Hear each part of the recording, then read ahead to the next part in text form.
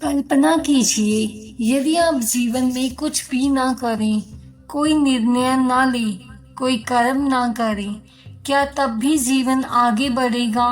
क्या केवल सोचने से भाग्य बदलता है?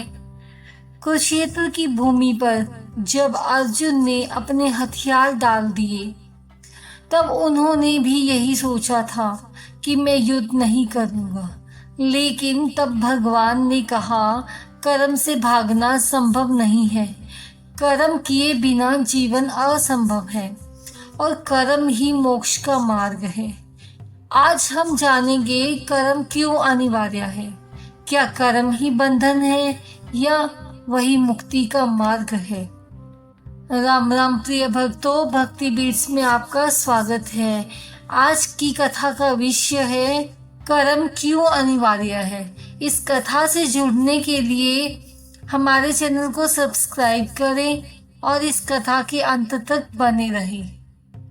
कल्पना कीजिए, आप जीवन के सबसे बड़े निर्णय के सामने खड़े हैं। हृदय में द्वंद्व है, मन में भय है, आंखों में प्रश्न है, क्या करूं, करूं या ना करूं।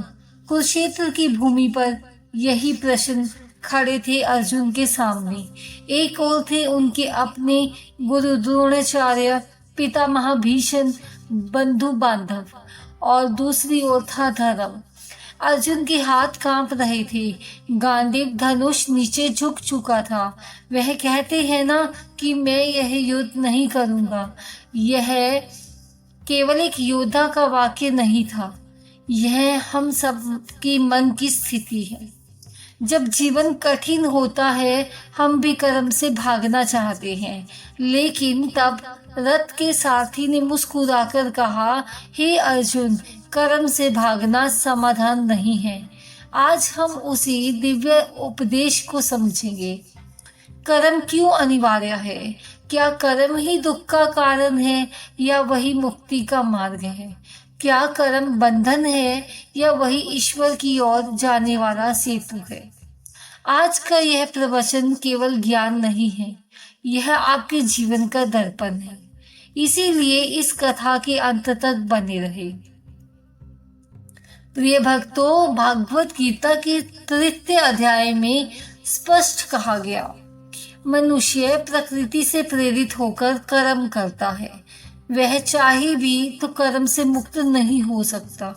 आप सोचते हैं मैं कुछ नहीं कर रहा, पर क्या सच में आप श्वास ले रहे हैं? यह कर्म है। आप सोच रहे हैं, यह भी कर्म है। आप मौन हैं, यह भी कर्म है। कर्म केवल हाथ पैर चलाना नहीं है, कर्म है विचार, भावना, निर्णय, प्रतिक्रिया। जब आप क्रोधित होते हैं, वह भी कर्म है। जब आप क्षमा करते हैं, वह भी कर्म है। यह संसार कर्म का जाल है। हर क्षण, हर स्थिति, हर अनुभव कर्म से जुड़ा है। यदि आप कहते हैं मैं संसार छोड़ दूंगा, तब भी आपका त्याग एक कर्म है। इसीलिए कर्म से भागना संभव नहीं है। सूर्य कर्म कर रहा है, चंद्रमा कर्म कर रहा है, पृथ्वी घूम रही है, प्रकृति का प्रत्येक कण कर्मरत है। तो मनुष्य क्यों रुके? यदि कर्म अनिवार्य है तो फिर दुख क्यों? क्यों थकान, क्यों तनाव? समस्या कर्म में नहीं, समस्या है मेरा भाव में। जब हम कर्म करते हैं और सोचते हैं यह मैंने किया, मुझे इसका फल चाहिए, मेरा सम्मान होना चाहिए, तभी बंधन शुरू हो जाता है। फल की आसक्ति शुरू होती है। यही सबसे बड़ा कारण है पीड़ा का। उदाहरण के लिए एक किसान बीज बोता है। यदि वह हर दिन मिट्टी खोदकर देखे फसल आई या नहीं, तो क्या होगा? फसल नष्ट हो जाएगी।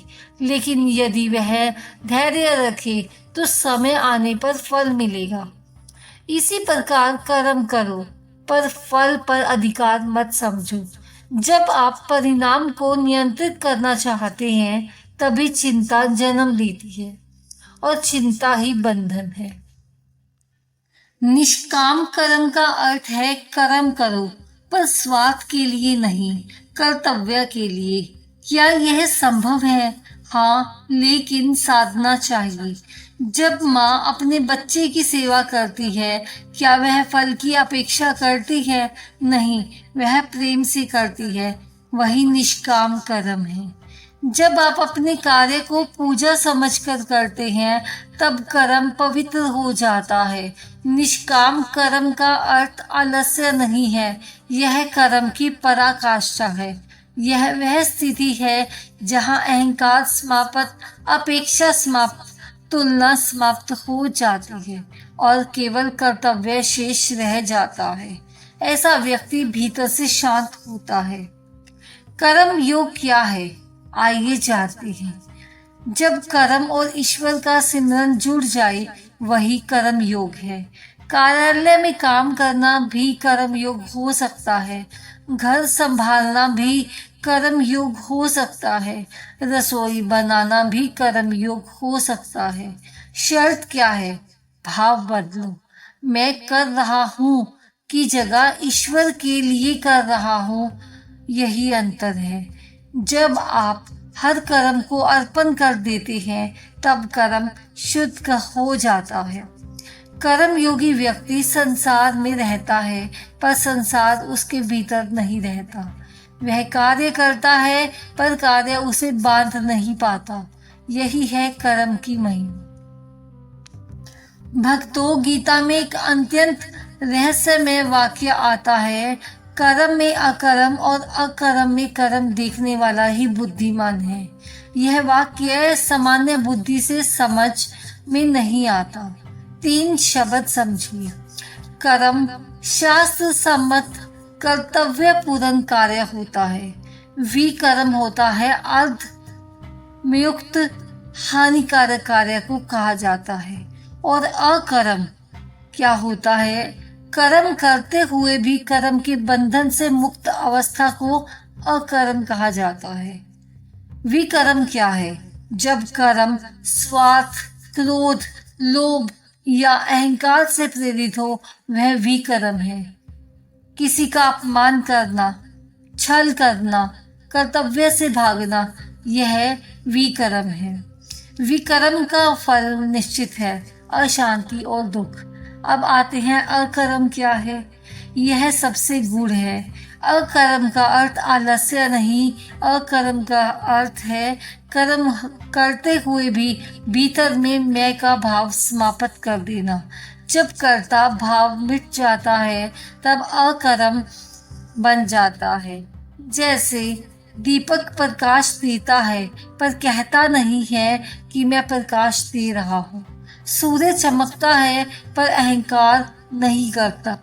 जब मनुष्य भी ऐसा हो जाए, वह अकर्म की अवस्था में प्रवेश करता है। प्रिय भक्तों, बहुत लोग पूछते हैं, यदि सब भाग्य में लिखा है तो कर्म क्यों? यह प्राचीन प्रश्न है। उत्तर सरल है। भाग्य क्या है? पूर्व जन्मों के कर्मों का फल। वर्तमान कर्म क्या है? भविष्य का भाग्य। आप जो आज अनुभव कर रहे हैं, वह कल के कर्मों का परिणाम है। जो आज कर रहे हैं, वह कल का भाग्य बनेगा। यदि कोई कहे मैं कुछ नहीं करूंगा, सब ईश्वर पर छोड़ दूंगा, तो वह भ्रम में है। ईश्वर ने आपको कर्म करने की शक्ति दी है।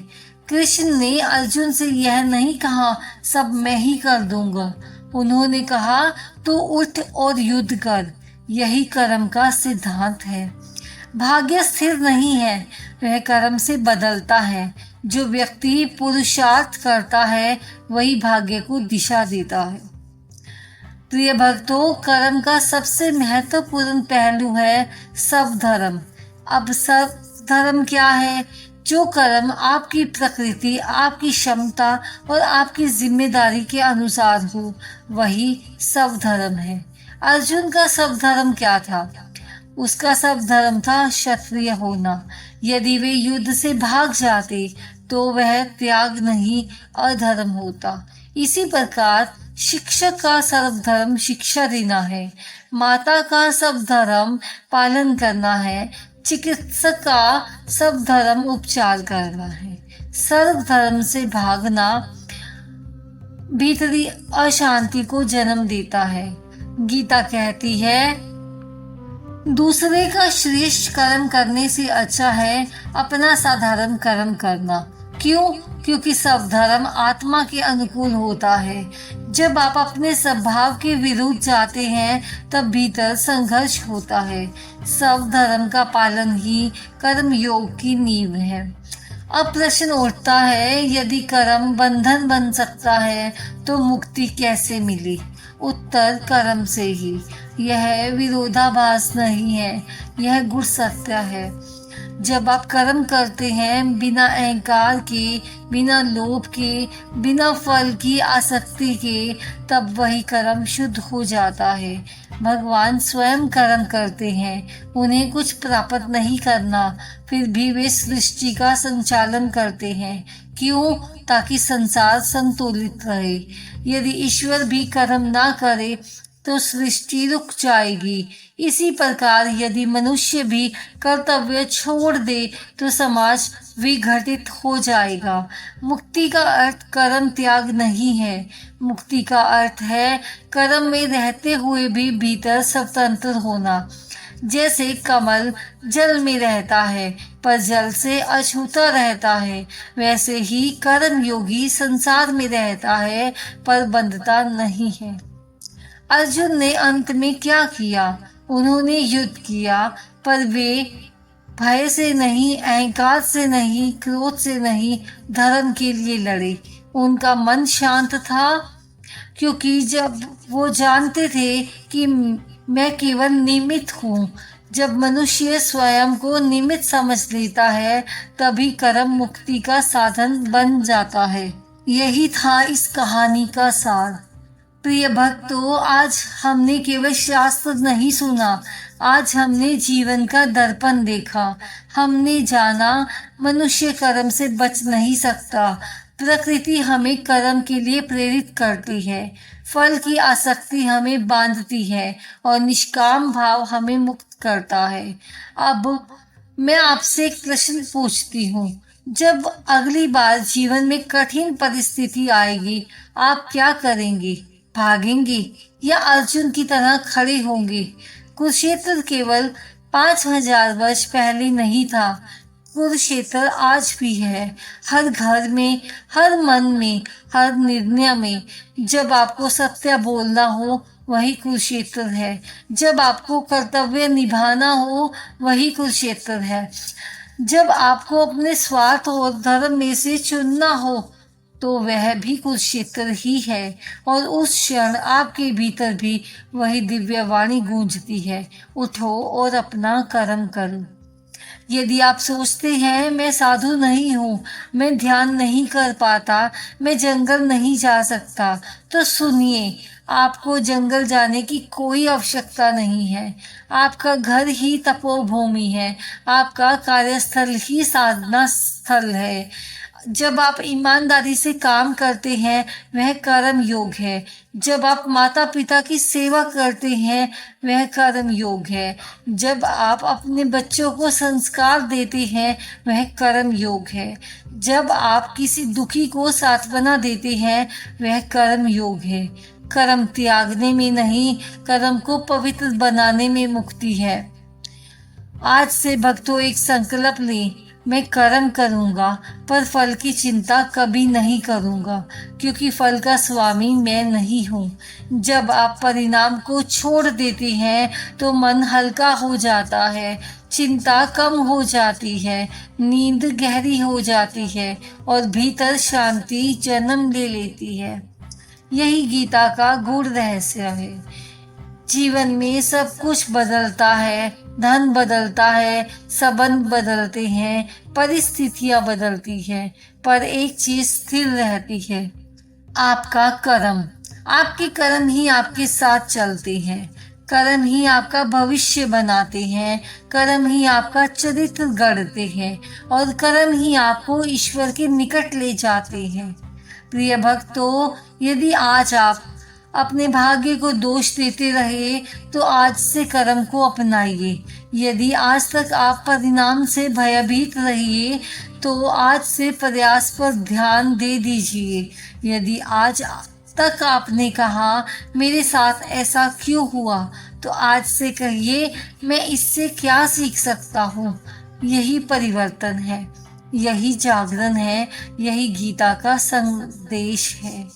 अपने हृदय पर हाथ रखकर कहें मैं कर्म योगी बनूंगा, मैं अपना कर्तव्य निभाऊंगा, मैं फल ईश्वर को अर्पित करूंगा। यदि आप यह संकल्प लेते हैं तो हमें कमेंट में लिखें मैं कर्म योगी हूँ। वीडियो को लाइक करें, शेयर करें, हमारे भक्ति चैनल को सब्सक्राइब करें। अगले कथा में हम जानेंगे निष्काम कर्म की साधना कैसे करें, या किसी और भक्ति कथा के साथ फिर मिलेंगे। जय श्री हरि, जय श्री कृष्णा। आज से याद रखें कि कर्म ही जीवन का मार्ग है। धन्यवाद दोस्तों।